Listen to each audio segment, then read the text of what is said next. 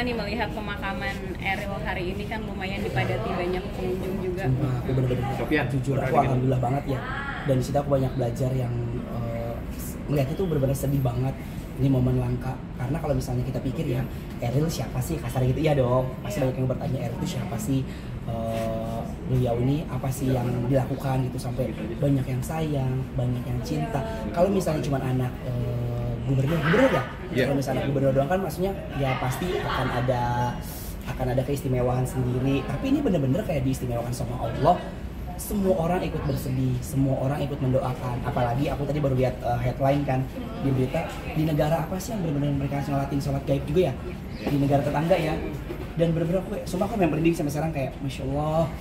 Mudah-mudahan Bapak Ridwan Kamil beserta istri, keluarga besar dikasih ketabahan, dikasih kesabaran, terus juga Eril ini juga almarhum mendapatkan tempat terindah. Dan insya Allah kalau aku mendengar berita-berita baiknya katanya jenazahnya wangi, senyum, terus banyak yang bilang juga katanya kalau di luar akal manusia ya, orang kalau udah tenggelam ke air kan pasti misalnya ada yang rusak, entah itu bagian tubuhnya atau entah itu bengkak gitu. Tapi banyak berita yang aku lihat dan aku benar-benar update, katanya jasadnya itu benar-benar utuh, ganteng, wangi, bahkan sampai aku lihat ada dari sumber dari ibunya gitu ya. Dan berarti memang itu kuasa Allah ya. Dan Anwar jadiin sebagai pelajaran sih, sampai aku lihat ya. Bahkan kan di spill tuh teman-teman kuliahnya juga kan, teman-temannya beliau yang katanya Eril ini memang banyak amalan-amalan selama dia hidup yang dia tuh baik sama orang. Banyak kesaksiannya teman-teman orang di sekitarnya bener-bener yang ngasih kesaksian bahwa memang Eril itu orang baik kayak gitu. Dan aku bener-bener kayak amazed banget sih, yang kayak masya Allah, bener-bener kayak dimuliakan di dunia sama Allah gitu. Tapi kebaikan-kebaikan bisa dibilang almarhum Eril ini kan juga baru terlihat, baru dibuka setelah almarhum meninggal gitu.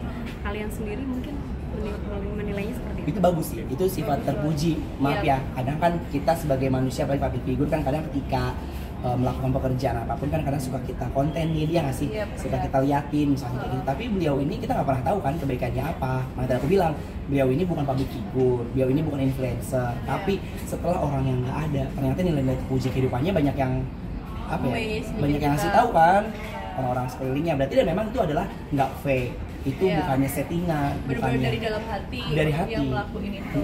Apalagi aku lihat kemarin tuh kalau nggak salah di aplikasi yang Tok itu, ibu Bapak Ridwan Kamil ya, pas lagi belum dikabarin ketemu jenazahnya, itu sama ibu tuh mereka yang pakai topeng naik motor, yang bagi-bagi makan.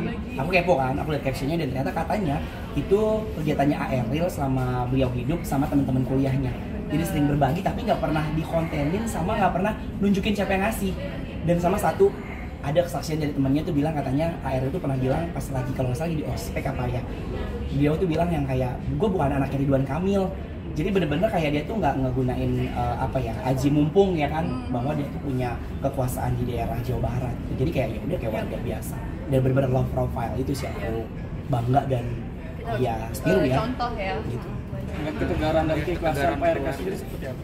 Itu luar biasa. Luar biasa sih, kita membayangin kalau misalnya kita jadi orang tua seperti Ridwan Kamil gitu-gitu, kayaknya kita juga nggak mungkin bisa setegar itu nggak sih? Benar. Keren banget. Menurut Bapak Ridwan Kamil itu benar kayak luar biasa tegar.